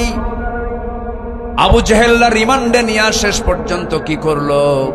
ইয়াসির রাদিয়াল্লাহু আনহুর একটা পা একটা ঘোড়ার পায়ের সঙ্গে বেঁধে দিল, আরেকটা পা আরেকটা ঘোড়ার পায়ের সঙ্গে বেঁধে দিয়া 2 দিকে 2টা ঘোড়া চালায়া দিল। মুরগির রানের মতো 2 টুকরা করে ইয়াসারকে দুনিয়া থেকে বিদায় করে দেওয়া হলো। তার শাহাদতের রক্ত গড়া শেষ হতে না হতেই তার স্ত্রী সুমাইয়াকে ধরা হলো। সুমাইয়াকে ধরে নিয়া মারতে মারতে রক্তাক্ত করে ফেলে দিয়া আবু জেলরা করলো কি, হাতের মধ্যে তারা শক্ত একটা লোহার রড হাতের মধ্যে নিল, বল্লম হাতের মধ্যে নিয়ে তার কলিজা বরাবর মেরে দিল, বুক দিয়ে ঢুকে পিঠ দিয়ে বের করে ফেললো। সুমাইয়া দুনিয়া থেকে বিদায় নিলেন। আমার নবীজি শুধু ক্ষমতা নাই, পাওয়ার নাই, দূর থেকে শুধু বললেন সবরান আলা ইয়াসার, সবরান আলা ইয়াসার ফাইন্না মাউইদাকুমুল জান্নাহ। ধৈর্য ধরো, ধৈর্য ধরো ইয়াসার পরিবার, তোমাদের জন্য আল্লাহর জান্নাতের ওয়াদা হয়ে গেছে। নবীজি আমার দোয়া করলেন। মক্কার মাটিতে রাসূলকে কি বলে দলীয় নিবন্ধন বন্ধ করে দিল, দাওয়াতি কার্যক্রম বন্ধ করে দিল। কোন দাওয়াতি কাজ পর্যন্ত নবীজি করতে পারেন না। মক্কার মাটিতে সাহাবায়ে কেরাম ঘর থেকে বের হতে পারেন না। কে না জানেন ইতিহাসগুলো? সাইয়েদনা আবু বকরের মতো মানুষ। নামাজের হুকুম তখন ফরজ হয়ে গেছে। নবীজি মেরাজ থেকে 5 ওয়াক্ত নামাজ নিয়ে এসেছেন। কাবার চত্বরে দাঁড়ায়া সাইয়েদনা আবু বকর নামাজ শুরু করবেন। এমন সময় উতবা, শাইবা, মুগীরা সবগুলো এক জায়গায় হয়ে আমার নবীজির প্রিয় সাহাবী, আমার নবীর পরে এই পৃথিবীতে যে ব্যক্তির দাম সবচাইতে বেশি, নবীদের পরে যার নাম তিনি হচ্ছেন সাইয়েদনা আবু বকর সিদ্দিক রাদিয়াল্লাহু আনহু, তাকে টার্গেট করা হলো। উতবা করলো কি, থাপ্পড় মেরে জমিনে ফেলে দিয়া কাবার চত্বরে তাকে চিৎ করে শোয়া দিয়া, নাকের উপরে খরম পায়ের জুতা দিয়া, খরম জুতা দিয়া পায়ে তার নাকে একটা চাপা দিল, একটা ডলা দিয়ে দিল। নাকটা মোচা হয়ে গেছে, ফিঙ্কি দিয়ে রক্ত পড়া শুরু হয়ে গেছে। মারতে মারতে রক্তাক্ত করে ফেলা হলো। নবীর পাশে কেউ নাই, এইদিকে আবু বকরের পাশেও কেউ নাই। সাইয়েদনা আবু বকর সিদ্দিক রাদিয়াল্লাহু আনহু সেন্সলেস হয়ে পড়ে থাকলেন। এমন সময় উতবা, শাইবা, মুগীরা সমস্ত কাফেররা মনে মনে চিন্তা করল আবু বকর বুঝি মারা গেছে। কিছুক্ষণ পর সেন্সটা ফিরল। সেন্সটা ফেরার সঙ্গে সঙ্গে তিনি মনে মনে চিন্তা করলেন, আমাকে তো এরা মেরেই ফেলে দিয়েছিল, না জানি রাসূলকে তারা কি করবে জানি না। ওই জায়গা থেকে কোনো মতো সেন্সটা ফেরার সঙ্গে সঙ্গে নাকে হাত দিয়ে দৌড় মেরে নবীর দরজার কাছে এসে বলছেন, ইয়া রাসূলুল্লাহ, দরজা খুলুন। দরজা খোলার সঙ্গে সঙ্গে রাসূল তার চেহারার দিকে তাকায়া রাসূল অবাক হয়ে গেলেন। আবু বকর, এই ঘটনা ঘটলো কেমনে হুজুর? সেজদা দিতে গেছে কাফেররা আমার নাকটা বোচা করে দিয়েছে। মক্কার হাওয়া ভালো না, মক্কার পরিবেশ ভালো না। ইয়া রাসূলুল্লাহ, আপনাকে তারা চোরা গুপ্ত হামলা করতে পারে, আপনি তাড়াতাড়ি বের হয়ে আসুন। রাসূলকে সেই জায়গা থেকে বের করে নিয়ে মক্কার বাইরের সাইডে চলে গেলেন। প্রচন্ড ক্ষুধা। রাসূল বলছেন, আবু বকর, যে পরিমাণ রক্তক্ষরণ হচ্ছে তোমার দেহ থেকে, না জানি তুমি মারা যাও কিনা, দেখি তো তোমার জন্য কোনো খাবার সংগ্রহ করা যায় কিনা। ওই মক্কার মরু অঞ্চলে খুঁজতে খুঁজতে খুঁজতে খুঁজতে তিনি মেষের পাল দেখলেন, পেলেন না। উটের পাল দেখলেন, পেলেন না। একটা ছাগলের পাল দেখতে পেলেন। ছাগল পালের সামনে গিয়ে দেখেন একজন রাখাল সামনে দাঁড়ানো। নবীজি রাখালকে লক্ষ্য করে বলছেন, রাখাল, একটা ছাগি দেবে নাকি? কি করবেন? ছাগিটার দুধ দহন করব। সঙ্গে সঙ্গে সে রাখাল বলছেন, না না, দেওয়া যাবে না, কারণ এই ছাগলগুলোর মালিক তো আমি নই। আপনাকে যদি ছাগিটা যদি দুধ দহন করতে দেয়, আমানতের খেয়ানত হয়ে যাবে। আমার নবীজি হঠাৎ করে মনে মনে চিন্তা করেন, আহারে, এই তপ্ত মরুর ভিতরে একজন ছাগলের রক্ষণাবেক্ষণকারী একজন রাখাল, ঈমান না, তার মধ্যে ঈমান নাই, কিন্তু ঈমানের গুণটা আমানতের খেয়ানতকারী সে নয়। কি সুন্দর করে আমানতের কথা বলছি। সঙ্গে সঙ্গে তিনি বলছেন, ও রাখাল, তুমি আমাকে এমন একটা ছাগি দেবে যে ছাগিটার ওলানে এখনো দুধ আসে নাই। ছোট্ট ছাগি হলেও চলবে। রাখাল মনে মনে চিন্তা করে, লোকটা পাগল নাকি, ছোট্ট ছাগি দিয়ে কি করবে দেখি। ছোট্ট একটা ছাগি যখন নবীর হাতে যখন দিয়ে ফেললো, ওই রাখাল তোমার চিন্তাও করো না, এই হাতের মধ্যে এত বরকত আছে। নবীজি ছোট্ট ছাগিটা হাতের মধ্যে নিলেন, ওলানের মধ্যে নিলেন, হাতের মধ্যে নিয়ে 2 পায়ের মাঝখানে নিলেন, ওলানের ঠিক বরাবর তিনি 2টা হাত রাখলেন। রাখার সঙ্গে সঙ্গে রাসূল বিসমিল্লাহ বলে ফু দিলেন। ছোট্ট ছাগির গোটা ওলান জুড়ে দুধ পূর্ণ হয়ে গেল।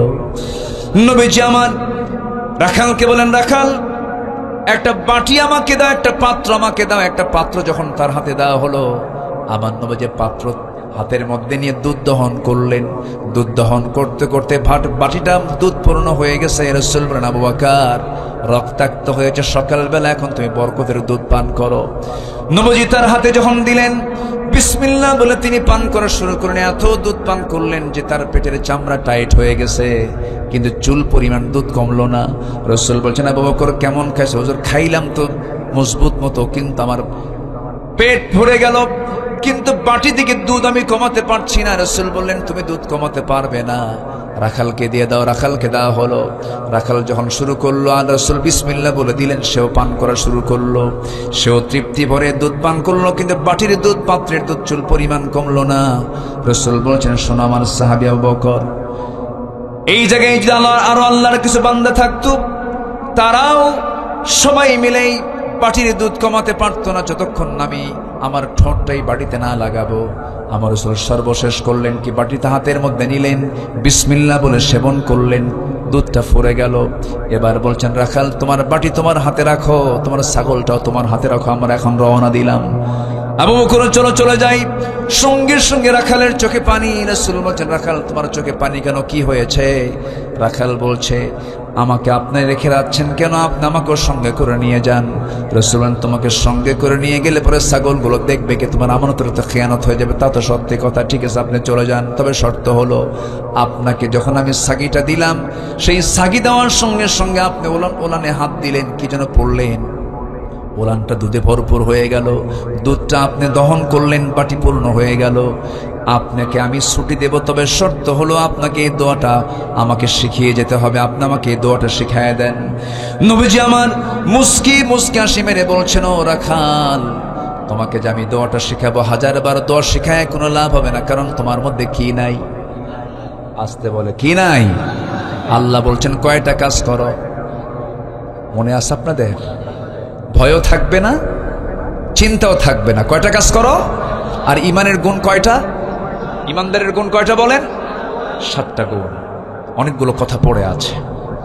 আমার নবীজি বললেন, ও রাখাল, 1000বার দোয়া পড়লেও কোনো কাজ হবে না, কারণ তোমার মধ্যে কি নাই? ইমান নাই। সঙ্গে সঙ্গে রাখাল বলতেছে, আপনারা চেহারা প্রমাণ করতেছে, আমি বহু নাম শুনেছি মক্কার মাটিতে আব্দুল্লাহর পুত্র মুহাম্মদ নামে আল্লাহর নবীর আগমন হয়েছে, আপনি মনে হয় সেই ব্যক্তি হবেন। রাসূল মুস্কি হাসি মেরে বলছেন, রাখাল রে, বুঝতে ভুল করো নাই, দেখতে তুমি চিনতে ভুল করো নাই। সঙ্গে সঙ্গে হাতটা আগায় দিয়ে বলতেছে, আশহাদু আল্লা ইলাহা ইল্লাল্লাহু ওয়াহদাহু লা শারীকা লাহু ওয়া আশহাদু আন্না মুহাম্মাদান আবদুহু ওয়া রাসূলুহু। হেদায়েতের মালিক কে? আসতে বলবেন না, হেদায়েতের মালিক কে? ওই যে রাখালকে রাসূল ওই জায়গা থেকে টেনে আনলেন, সেই রাখাল তো সাধারণ কোন রাখাল নন। সেই রাখালের হাতে দুনিয়া থেকে বিদায় নিয়েছে এই উম্মতের জন্য ফেরাউন আবু জেহেল দুনিয়া থেকে তার হাতে বিদায় হয়েছে। আল্লাহু আকবার। সেই রাখালটার নাম হলো আব্দুল্লাহ ইবনে মাসউদ রাদিয়াল্লাহু তাআলা আনহু। আব্দুল্লাহ ইবনে মাসউদ রাদিয়াল্লাহু তাআলা আনহু, তার হাতেই আবু জেহেলের মতো এই উম্মতের যে ফেরাউন, আমার রাসূল বলেছেন, এই উম্মতের ফেরাউনকে আবু জেহেল, এই লোকটা, এই নরাধমটা এই রাখালের হাতে দুনিয়া থেকে বিদায় হয়। সম্মানিত ভাইয়েরা, কথায় তো কথা বাড়ে, তো ওই লোকটার মূল্য বেড়ে গেছে, দাম বেড়ে গেছে। কিসের কারণে বলেন তো? আসতে বলো না, কিসের কারণে? আমাদের 1 নম্বর গুণ অর্জন করতে হবে, কি বলেন তো? ঈমান। কিন্তু আমি যে ঈমানদার, ঈমানদারকে চেনার জন্য 7টা গুণ তার মধ্যে থাকতে হবে। ঈমানদার গুণ, ঈমানদারের সার্টিফিকেট নেবার জন্য তার মধ্যে অবশ্যই 7টা গুণাবলী থাকতে হবে। সেই 7টা গুণাবলী আল্লাহ রাব্বুল আলামিন সূরা মুমিনুনের শুরুতে বলছেন, যারা পারেন ঠোঁট মিলিয়ে বলেন, قد أفلح المؤمنون الذين هم في صلاتهم خاشعون والذين هم عن اللغو معرضون والذين هم للزكاة فاعلون والذين هم لفروجهم حافظون। এরপর আল্লাহ রাব্বুল আলামিন বলছেন, والذين هم لأماناتهم وعهدهم راعون والذين هم على صلواتهم يحافظون أولئك هم الوارثون الذين يرثون الفردوس هم فيها خالدون জোরে বলুন আল্লাহু আকবার। আল্লাহ রাব্বুল আলামিন বলেন, ইমানদাররা 7টা গুণ অর্জন করো। নাম্বার 1 হলো ইমানদার নামাজি হবে না বেনামাজি হবে? বলেন, নামাজি হবে। সে নামাজটা সে খুশুর সঙ্গে আদায় করবে, অনর্থক কথা জিহ্বা থেকে বের করবে না। নাম্বার 3 যাকাত ঠিক মতো আদায় করবে।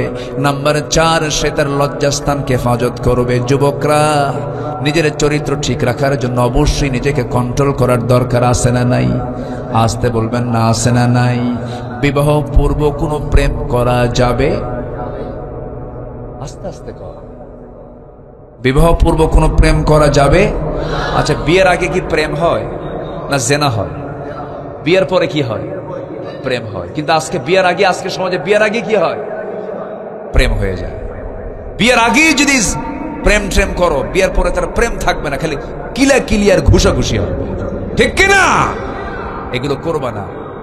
বিয়ের প্রয়োজন হবে, তোমার যৌবন আছে, পিছনের দরজা দিয়ে না দিয়ে সামনের দরজা দিয়ে আসবা। মেয়ের বাবাকে প্রস্তাব দিয়ে ফেলবা, তোমার আব্বা দিয়া, নিজে না, প্রস্তাব দিয়ে ফেলবা, বিয়ে করে ফেলবা। জেনার কাছে যাবা না, নোংরামি করবা না, কুকুর সিগাল শুকুরের চরিত্র নিয়ে আসবা না, ঠিক কিনা?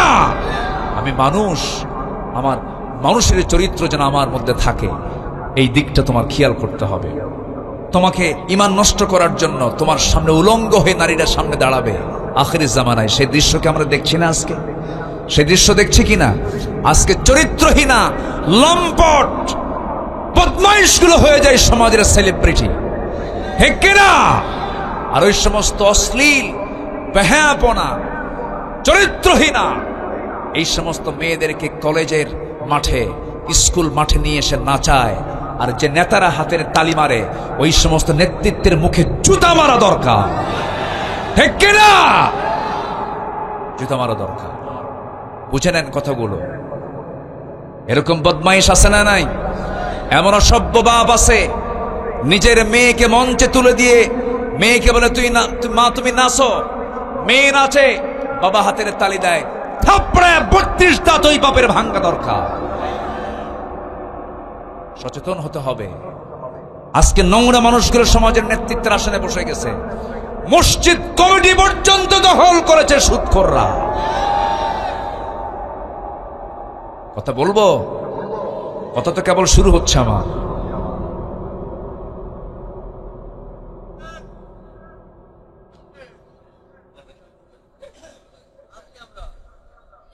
শোনেন, আজকে যদি আমরা সচেতন হতাম, অন্তত মসজিদ কমিটি কোনো মদখোর শরাবখোর দখলে নিতে পারত না।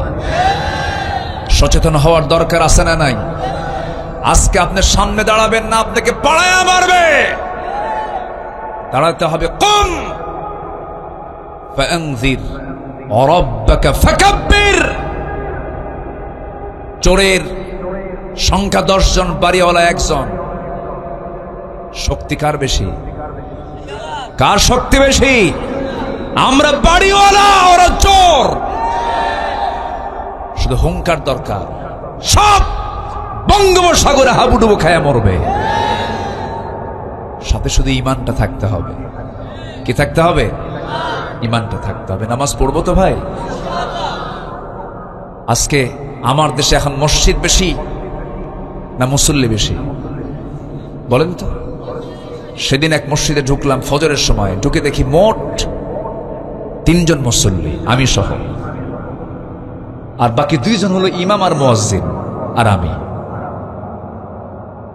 মসজিদ টাইলস, এসি, মাইক টনটনা, কিন্তু মুসল্লির খবর নেই। আসল মুসল্লি জোহরের না ফজরের? বলেন বলেন বলেন। একটা আদর্শ গ্রাম তাকে বলা যায়, যে আদর্শ গ্রাম সেটাই বলবো আমরা, যে গ্রামে ফজরের নামাজে মসজিদ টইটম্বর হয়ে যাবে মুসল্লি দিয়া। বাকি আছে গ্রামের এই মাথায় একটা, মাঝখানে একটা, আর ওই মাথায় আরেকটা মসজিদ। আমি কি ভুল বলতেছি? মুসল্লি নাই। মসজিদ বেশি দরকার না মুসল্লি বেশি দরকার? সভাপতি সুদ খায়, সেক্রেটারি মদ খায়, আর ক্যাশিয়ার মহিলার পিছনে বসে থাকে। আছে না নাই? অন্যের বাড়িকে ধরা খায়। এখন সভাপতির সামনে এখন খতিব ওয়াজ করবে কেমন? ওয়াজ করতে নিয়ে হঠাৎ করে একদিন বলেই ফেলছে যে আয়াত, ইয়া আইয়ুহাল্লাযীনা আমানু তাকুল্লাহা ওয়া যারু মা বাকিয়া মিনার রিবা। আমি যেখান থেকে আজকে তেলাওয়াত করেছি, একটা অপরাধ আছে যে অপরাধ করা মানে আল্লাহ রাসূলের বিরুদ্ধে যুদ্ধে নামা। যেরকম নাউযুবিল্লাহ। সে অপরাধটা কি জানেন? সে অপরাধটা সুদ। সে অপরাধটা কি বলেন? সুদ। সুদ তো সাতক্ষীরাতে নাই। আসতে কয় আছে আছে। এই সময় কি উঠবেন না? উঠলি ভাববো ওই লোকটা সুদ খায়, বসে থাকে। সুদ, সুদের করাল গ্রাস আমার দেশে আজকে বিরাজ করছে। সুদ আছে যেখানে, বলেন সুদ আছে যেখানে। মাহফিলে বললাম ঠিক আছে, মাহফিল শেষে চলে গেলে তার সমস্যা নেই। সেদিন এক মাহফিলে বললাম, বউ বড় না মা বড়? কি সুন্দর করে চিৎকার মেরে কয় মা বড়। আমি বললাম হ্যাঁ ঠিক আছে, মাহফিলে মা বড়, বাড়িতে গিয়ে বউ বড়। আমি কি ভুল বলছি? বিয়ের আগে ভালোই থাকে মা, বিয়ে করলে মাটা পর হয়ে যায়। আমি কি ভুল কিছু বলছি? বিয়ের পরে এই চিত্র পাল্টাবে কেন? কেন পাল্টাবে এই চিত্র? বিয়ের আগেও মা বড়, বিয়ের পরেও মা বড়। অনেক কথা ছিল, এক রাত তো সব কথা তো এক রাতে বলা যায় না। ইমাম এখন এই আয়াতটা যখন বলছে, আয়াতের সঙ্গে বলে ফেলছে তোমরা চক্রাকারে সুদ খাইও না। এই খুতবা দেওয়ার সঙ্গে সঙ্গেই নামাজ শেষ।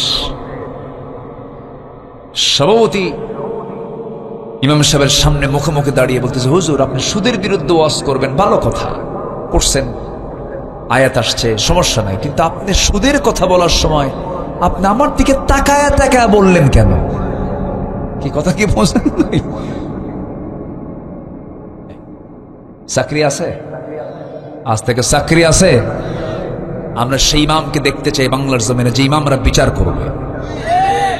জোরে বলি ইনশাআল্লাহ। আমার রাসূল ছিলেন পাওয়ারলেস ইমাম না পাওয়ারফুল ইমাম।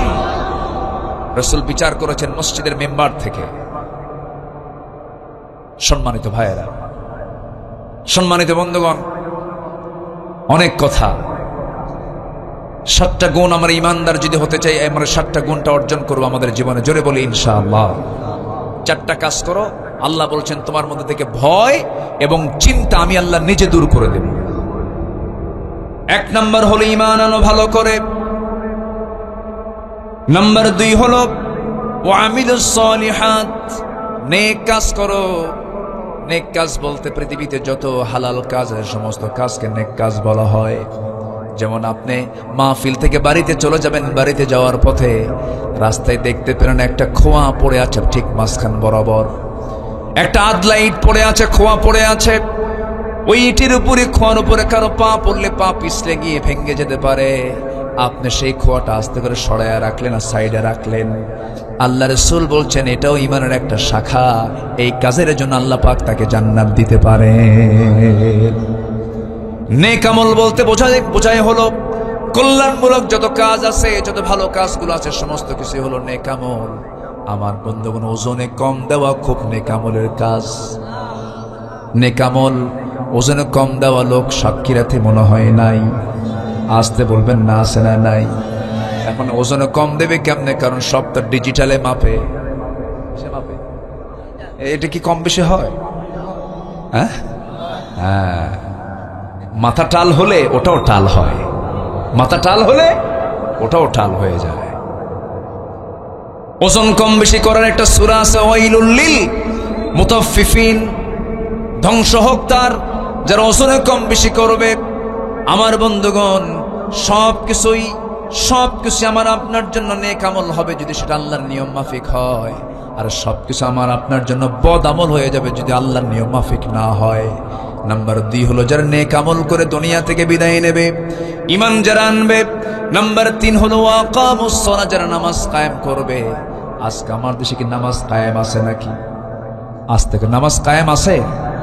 নামাজ আদায়ের কথা আল্লাহ রাব্বুল আলামিন মাত্র একবার বলেছেন, আর নামাজ কায়েমের কথা বলেছেন একবার না বারবার, একবার না বারবার।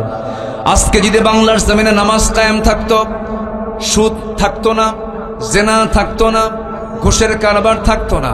আজকে আমার দেশে নামাজ আদায়ের পরিবেশ হয়তো বা আছে, কিন্তু নামাজ কায়েমের পরিবেশটা নাই। নামাজ কায়েম এমনি এমনি হবে না। নামাজ কায়েমের জন্য যুগে যুগে আম্বে কেরামদের শরীর থেকে রক্ত ঝরেছে, আল্লাহর পছন্দের বান্দাদের শরীর থেকে রক্ত ঝরেছে। দিন কায়েমের জন্য হাসতে হাসতে ফাঁসির মঞ্চে যেতে হয়েছে মুসলমান। সেই দিন কায়েমের জন্য, নামাজ কায়েমের জন্য আমরাও কি জানমাল দিতে রাজি আছি নাকি? আসতে বলবেন না, রাজি কি সবাই আছেন? সবাই কি রাজি আছেন? আল্লাহও জান্নাত দিতে রাজি আছেন। আল্লাহু আকবার বলেন, জোরে বলি আল্লাহু আকবার। নামাজ এমনি কায়েম হয় নাই, দিন এমনি কায়েম হয় নাই। আমার নবীজি এই দিন কায়েমের সংগ্রাম করতে গিয়ে নবীজির দেহ থেকে রক্ত ঝরেছে, নবীজির পবিত্র দেহ থেকে দাঁত ভেঙে গেছে। উহুদের ময়দানে যুদ্ধ করতে গিয়ে আমার নবীজি হেলমেট পরেছেন, যুদ্ধের ময়দানে দাঁড়ায় আছেন। এমন সময় এক কাফের দূর থেকে নবীজির মুখ বরাবর লক্ষ্য করে একটা পাথর মেরে দিয়েছে, সামনের দুটো দাঁত ভেঙে গেছে। বাকি জিন্দেগি উহুদের দিন থেকে নিয়ে বাকি জিন্দেগি আমার নবীজির চেহারার সৌন্দর্য নষ্ট হয়ে গেছে। দুটো দাঁত হারা অবস্থায় রাসূল কথা বলেছে। উহুদের দাঁত চলে গেছে কোমরে, খন্দকের ময়দানে কোদাল মারতে মারতে কোমর চলে গেছে। দিন কায়েম করতে গিয়ে নবীজির কোমর ভেঙেছে, দাঁত ভেঙেছে। উহুদের ময়দানে আমার রাসূলকে টার্গেট করে দুনিয়া থেকে বিদায় করার জন্য কত ষড়যন্ত্র করেছে। আমার নবীজির কপালের মধ্যে লোহা ঢুকেছে, গালের মধ্যে শিরস্ত্রাণের লোহা বিদ্ধ হয়েছে, আমার নবীজির শরীর থেকে রক্ত ঝরেছে। এত কষ্ট করেছেন আমার নবীজি উহুদ যুদ্ধের ময়দানে। সবাই জানতে পেরেছে রাসূল বুঝি দুনিয়া থেকে বিদায় নিয়েছেন, নবীজি বেঁচে নাই। এই সংবাদ চতুর্দিকে ছড়িয়ে পড়েছে। যুদ্ধের ময়দানে ৭০ জন সাহাবী শাহাদাত বরণ করেছেন। আমার নবীজি শেষ পর্যন্ত হাইয়ান মাজরুহান, আহত অবস্থায় বেঁচে ছিলেন। নবীজির মাথায় ব্যান্ডেজ লাগানো, নবীজির দাঁত ভাঙ্গা। আমার নবীজির সঙ্গে সঙ্গে সংবাদ পেলেন তার চাচা আমির হামজা দুনিয়া থেকে বিদায় হয়েছেন। লাশের সামনে গিয়ে দাঁড়ায় দেখেন তার আপন চাচার 2 চোখটা নাই, কান 2টা নাই, নাকটা তুলে নিয়েছে, হাত 2টা কেটে ফেলেছে, পা 2টা কেটে ফেলেছে। রাসূল বলেন, সাহাবীরা দেখো আমার চাচার লাশের দিকে তাকায় দেখো, বুকটা চিরে কলিজা পর্যন্ত বের করে নিয়েছে। ও আমার ভাই, ও আমার সাহাবীরা, আমার এই চাচা যে দিন প্রতিষ্ঠার জন্য যে ত্যাগ স্বীকার করলো, তোমরা বেশি দিন অপেক্ষা করো না, এই জমিনেই আল্লাহর দিন কায়েম হয়ে যাবে। যেরকম সুবহানাল্লাহ। আমার নবীজি বলেন, সাহাবীরা আমার চাচা আমির হামজার লাশ এবং আমার প্রিয় সাহাবী আব্দুল্লাহ বিন জাহাশের লাশ এক কবরে দাফন করে দাও। কারণ আমার সাহাবী আব্দুল্লাহ বিন জাহাশের লাশের যে অবস্থা, আমার চাচার লাশের সে অবস্থা। নাক কাটা কান কাটা অবস্থায় সেদিন তারা আল্লাহর সামনে হাজির হবে। আল্লাহ বলবেন, ও আব্দুল্লাহ, আল্লাহ বলেন, ও আমির হামজা, ফিমা যদি আনফুক, তোমার নাক কেন কাটা? ও উদুনুক, তোমার কান কেন কাটা? ওই সময় আমার এই চাচা, আমার এই সাহাবী আব্দুল্লাহ আল্লাহর সামনে দাঁড়িয়ে বলবে, আল্লাহ আমার নাক কেটেছে, আমার চোখ তুলে নিয়েছে তোমার জমিনের দিন কায়েমের সংগ্রাম করার জন্য। আল্লাহ সেই দিন বলবেন, ও আব্দুল্লাহ, ও আমির হামজা, আজকে তোদের কোনো বিচার করব না, আজকে তোদেরকে সোজা জান্নাত দিয়ে দিলাম। জোরে কোন সুবহানাল্লাহ। আমার বন্ধুগণ, নামাজ কায়েমের সংগ্রাম করব আমরা। নাম্বার 4 হলো যাকাত যারা আদায় করবে। এই 4টা কাজ যারা করবে, আল্লাহ রাব্বুল আলামিন বলছেন, আল্লাহ রাব্বুল আলামিন 2টা অফার দিয়েছেন। 1 নম্বর অফার হলো লাহুম আজরুহুম ইনদা রাব্বিহিম। আল্লাহ বলছেন তাদের জন্য আমি আল্লাহ সীমাহীন পুরস্কার রেখে দিয়েছি। যেরকম সুবহানাল্লাহ। নাম্বার 2 হলো ওই সমস্ত বান্দার জন্য দুনিয়াতে এবং আখিরাতেও কোনো চিন্তা নাই, কোনো ভয় নাই। জোরে বলি সুবহানাল্লাহ। আল্লাহ তুমি এই আয়াতের অনুকূলে আমাদের জীবনকে সাজানোর তৌফিক দাও। জোরে বলি আমিন। অনেক রাত করে ফেলেছি, অনেক কষ্ট দিয়ে ফেললাম, তাই না? আপনাদের অনেক কষ্ট পেয়েছেন মনে হয় আপনারা, অনেক রাত হয়েছে, একটা ক্রস একটা পার করেছি আমরা অলরেডি। যতটুকু হয়েছে আমরা বলে ফেলি আলহামদুলিল্লাহ, জোরে বলি আলহামদুলিল্লাহ। আগামীকালকে আমার মাহফিল আছে কোথাও জানো না, চুপড়িয়া। চুপড়িয়া ও চাবি শুনবেন, আগ্রহ আছে, কিন্তু আজকে আর কখন শুনবেন বলেন? আরো তো 1 ঘন্টার মতো সময় লেগে যাবে তাহলে আমার মনে হয়। আচ্ছা আচ্ছা, একটু বসেন। আগামীকালকে চুপড়ি না, চুপড়িতে মাহফিল আছে, আমরা যদি পারি সেখানেও যাব, জোরে বলি ইনশাআল্লাহ। আগামীকালকেও আমি কমিটিকে বলবো, আগামীকালকের কমিটিকে তারা যেন একটু আগে ভাগে উঠায় দিলে মাহফিলের সৌন্দর্য রক্ষা হয়। এই যে কিছু লোক যে যাওয়া আসা করলেন, এটা কিন্তু মূলত টাইমিং এর কারণে। কালকে অফিস আছে, অনেকের কাজ আছে, ঘুম তো যা হয়েছে আমরা বলে ফেলি আলহামদুলিল্লাহ।